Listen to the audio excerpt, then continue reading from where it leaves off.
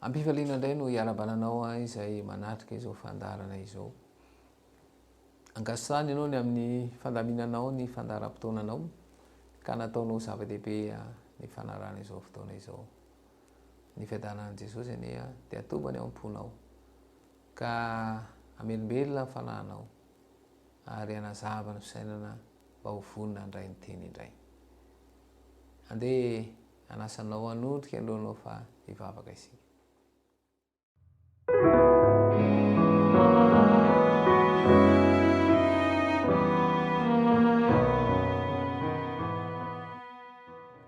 Rainay izy any an-danitro ianao lay rainahary ny lanitra sy ny tany. Tombotompanjaka ny mpanjaka mifanjavatra rehetra tolotra ahoana ry any dera sy ny laza alam-pinaitra mandrakizay nisy fahafehezana fisaina ka mahatonga ny anotana hatreo ankatanana finamonao zany ankehitriny. Sotrao so satria mbola afaka manohy izao fandarana izao indray fanahinao ny asa ary fanjavan-tsaina avy amin'ny fanaramasina zava-fisainanay hafanay mahatakatra sitraponao ary tario izay anaiky izany. Tonona sy angatana amin'anao Jesosy Kristy mivavaka. Amen. Ny fitsarana farany sy ny fitiavan'Andriamanitra. Mbola niafatry ny fahatelo ihany no mbola hifantohan'ny dinidinikintsika androany. Niafatry ny fahatelo mantsy dia maneho fampitandremana izay mikendry ny andresy lahatra ny taranak'olombelona mba handositra ny anjara ratsy ny ratsy fanahy amin'ny andro farany amin'ny alalan'ny fiandaniana amin'ny antokon'ilay zanak'ondry.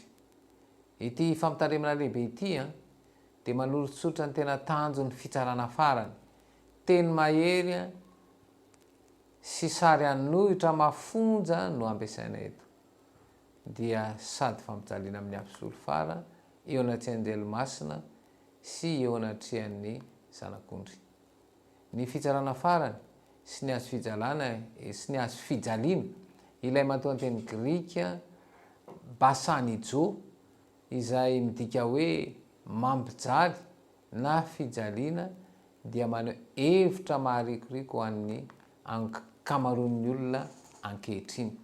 Zany hoe ity matoa teny ity dia maneho fangiry firiana mafy ara-batana na ara-tsaina izay tsy hain'ny olona fehezina. Donc jerentsika voalazan'ny Petera faharoa, Petera faharoa toko faharoa andininy fafito sy ny fahavalo. Petera faharoa toko faharoa andininy fafito sy ny fahavalo. Dia zao no voalaza. Petera faharoa toko faharoa andininy fafito sy ny fahavalo. Falota maro izay ory dia olo no fijejojon'ny olona ratsy fanahy nolovonjeny ho afaka fa izany lehilahy marina izany raha nitoetra teo aminy dia naolo loatra ny fanahiny marina isan'andro no nahitany ny nandrenesany ny fandikan'ireo ny lalàna. Ao amin'ny Apokalipsia io matoan-teny io zany dia entina mamaritra ny fanantenana mafy mahazo ny vehivavy mety zaza efa hiteraka. Ny matoan-teny ihany koa zany dia ampiasaina rehefa miresaka momba an'ireo ratsy fanahy ampijaliana. Ny fanontaniana mipetraka zany dia izao: iza na inona no mampijaly azy ireo? Noho izany zany dia ndeha hiverenantsika zany ny tena ampiasaina sy ny hevitra an-dahateny ahitantsika ny valiny izany.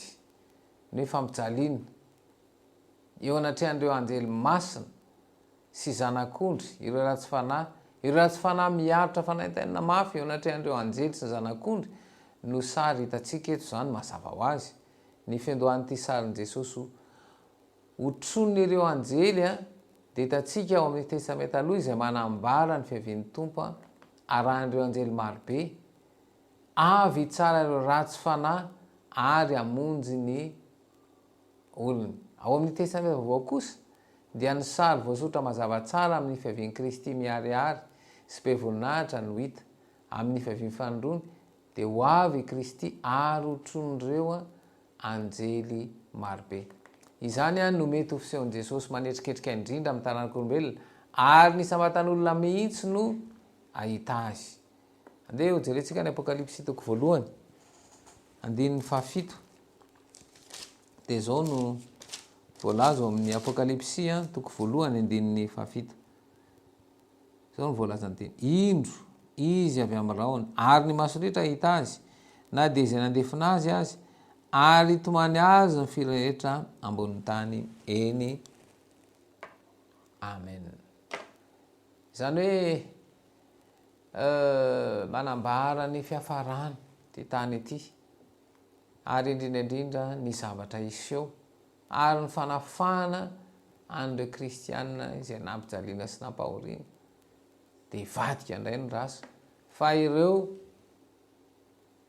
izay ho very de tena atsiravina kokoa ny fijaliana zay mitranga ankehitriny ho an'ireo kristianina fa mbola atsiravina ary tena atsiravina ny zavatra hitranga amin'ny vaveny Jesosy. Noho izany andeha ho jerentsika ary ilay zanak'ondry sy ny azo fijaliana tsy tokony ho adinitsika fa tena mazava ny fanambaran'ilay anjely fahatelo ary nitsangana teo anoloan'ilay zanak'ondry ireo ratsy fanahy fa tsy hoe teo anoloan'ny mpanjaka ny mpanjaka na koa teo anoloan'ny tompo.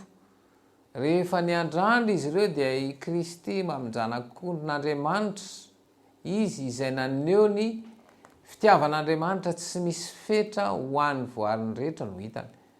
Ao amin'ny apokalipsy saryilay zanak'ondry voavono de fanambarana miariary ny filazantsara ny famonjena amin'ny alalan'ny finoana ny sorona nataon'i Jesosy. Andeha vakitsaka ny apokalipsy apokalipsy toko fahadimy andininy fahasivy apokalipsy toko fahadimy andininy fahasivy zao makanteny ary nihira firam-baovao izy ka nanao hoe ianao ny mendrika aka ny boky sy amanotombo-kaseny fa voavony ianao ary ny rahanao no nanavotanao an'Andriamanitra olona avy tamin'ny fokom-pirenena rehetra sy ny samy hafa fiteny sy ny olona ary ny firenena rehetra.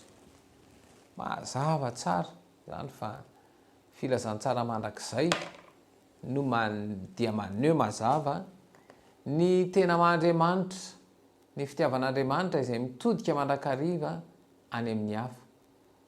Zany hoe rehefa manambary Jesosy ao amin'ny Jaona toko 12 andininy 12 de ndeo vakitsika zany Jaona toko 12 ny andininy 13 de zao ny vakanteny ary izao raha sandratra hiala amin'ny tany de hitaona ny olona rehetra anatona. Izao raha sandratra hiala amin'ny tany de hitaona ny olona rehetra anatona. Zany hoe fanafana ny tiany Jesosy aseho eo amin'ny fitsaran'Andriamanitra izany. Ny ratsy fanahy sy ny hery-maizina de hoentina miverina eo amin'ny fanehoana baribary ny fitiavan'Andriamanitra zay efa naseho nandritry ny tantaran'izao tontolo zao hatramin'izay zany. Koa rehefa mijery an'ilay zanak'ondry izy ireo amin'izay fotoan'izay dia atsapa ny tena Andriamanitra fitiavana sy marina n'Andriamanitra ary ilay fifanandrinana teto amin'izao tontolo zao ety dia tsy nisy antony akory. Ilay mpanotra kristianina Ellen White dia nanoratra ny fomba izay iseho amin'ny fotoana nandrantana ny seza fiandrianan'i Kristy eo ambony manda n'ilay Jerosalema vaovao ary ireo ahita azy ka eo ambonin'ilay seza fiandrianana no anehoana ny azo fijaliana. De mbola toizan'ilay soratra manao hoe ijoro eo amin'ny fanamelohana ny mpanota raha manatra maso any Kalvaria sy ilay ny fony zava miafina ny anjadin'ny fahoriana. Noho izany de afaka mandray tsoakevitra isika ny amin'ny hoe ny fampijaliana ireo ratsy fanahy dia ny fahitana ny fitiavan'Andriamanitra tamin'ny alalan'ilay zanak'ondry. Ity fitiavana ity dia andemy ny fahatserovan-tenan'ireo meloka ary ho hita ny tena maha izy azy ireo ka olotsapany am'izay fotoan'izay fa tafasaraka mandrak'izay am'ilay ten'andriamanitra fitiavana tokoa izy tsy ho zaka tokoa ny fijalinanjo azy ireo am'izay fotoan'izay azo lazaina fa ilay fitiavan'andriamanitra naseho tamin'ny alalan'ny sorona nataon'ilay zanak'ondry izay maneho ny fon'ireo vaoaka an'andriamanitra amin'ny fifaliana sy fikatsahana no ameno ihany koa ny fony ireo ratsy fanahy mba nenina sy ny fanaintainana raha mba nanaiky ny fanomezany famonjena natolotra tamin'ny alalan'ny zanak'ondry mantsy izy ireo dia afaka nandositra ny fitsaran'ny fanamelohana ny fisehoan'ilay zanak'ondry am'ireo ratsy fanahy dia hitona fitoniana eo amin'ity zao tontolo zao etya fenoady ety noho izany dia misy firindrana zany eto amin'izao tontolo zao ety mandritra ny fitsarana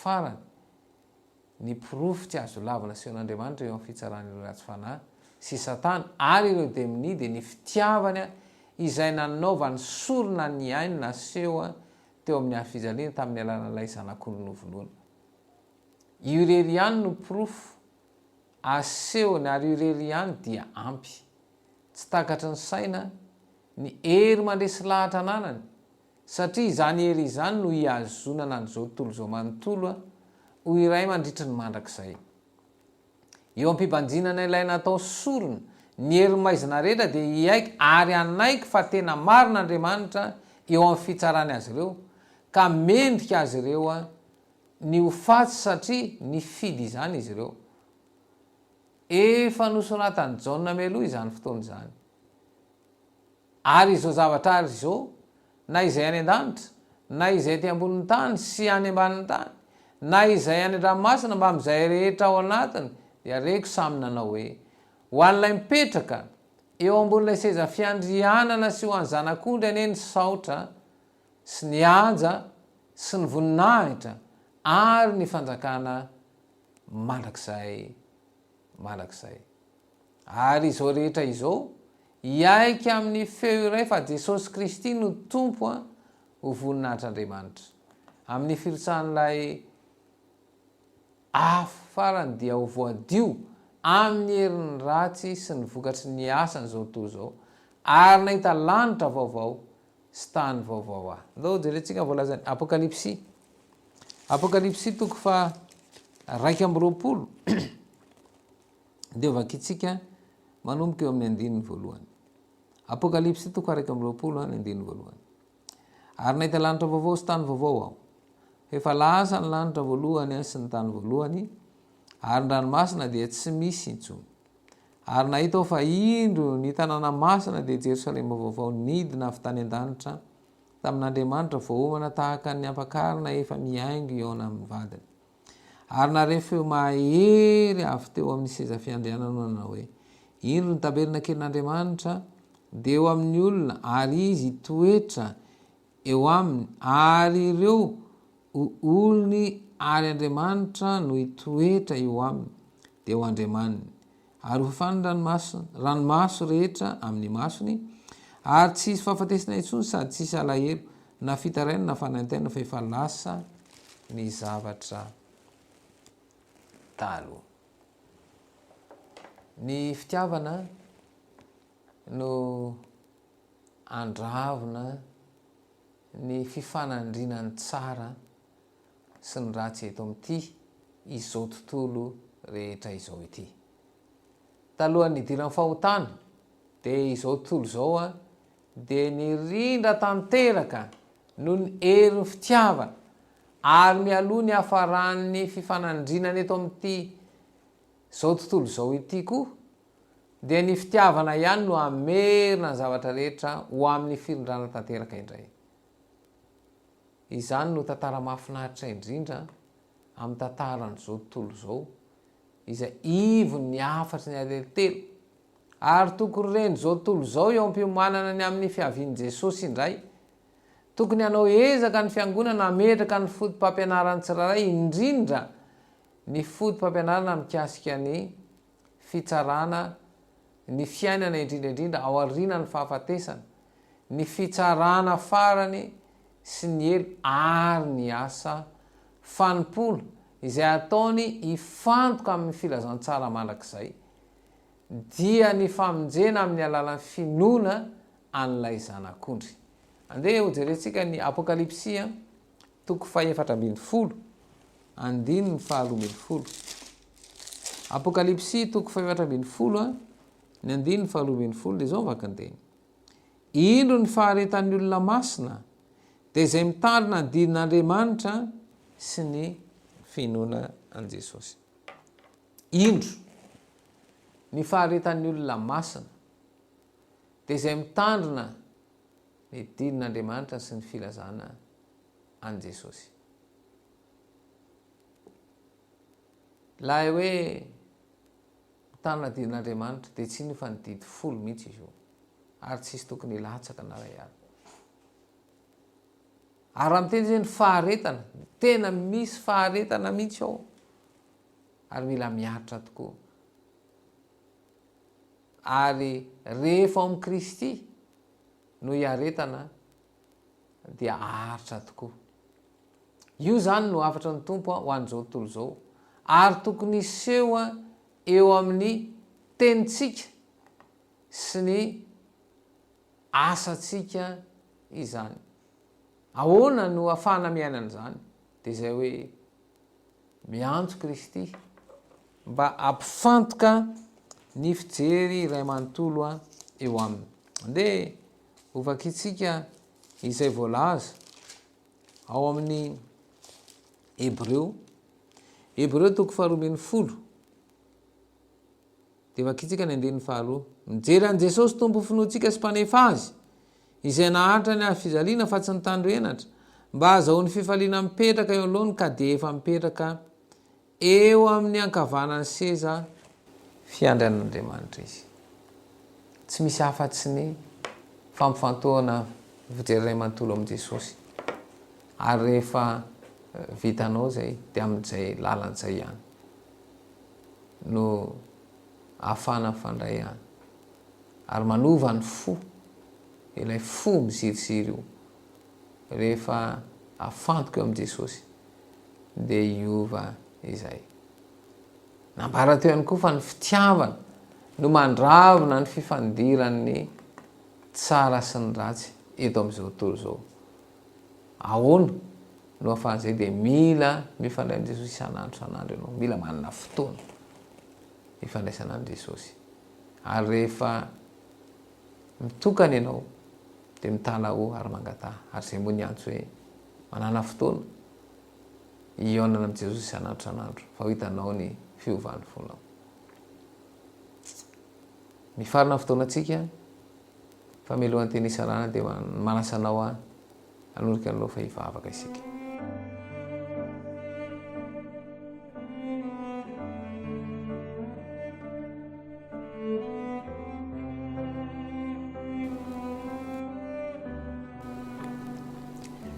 Misaotra anao Jesosy satria nanaiko fahateo amin'ny fijaliana ianao mba hitondra ny helokainy.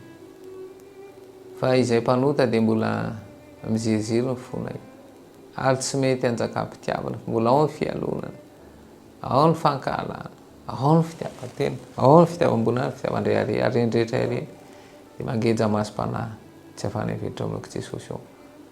Gataka anao mba hanova ny fomba fisainanay, hanavaonja ny fomba fisaina zay ahafahanay miantoraka eo aminao, ka tonga anay andray anana fiainam-baovao miaraka aminao. Tononona sy angatana amina loatso sy tivavaka. Amen.